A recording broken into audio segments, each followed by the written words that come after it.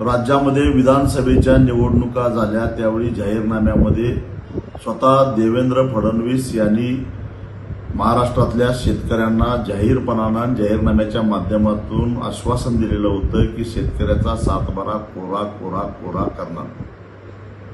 त्यावेळी नियम पद्धती याचा अभ्यास त्यांनी निश्चितच केलेला असेल आणि आता जर का ते नियम पद्धती त्याला वेळ लागेल असं जर म्हणत असतील तर याचा अर्थ ते चालढकल करत आहेत। मुळामध्ये ज्या पांडुरंगाच्या दर्शनाला जाणाऱ्या वारकऱ्यांची पगडी घालून ते बोलतात त्या पगडीची पहिल्यांदा त्यांनी प्रतिष्ठा राखावी। ही पगडी घालणारा माझा वारकरी ना कधी खोटं बोलतो, ना कधी फसवतो, ना कुणाची निंदा नालस्ती करतो।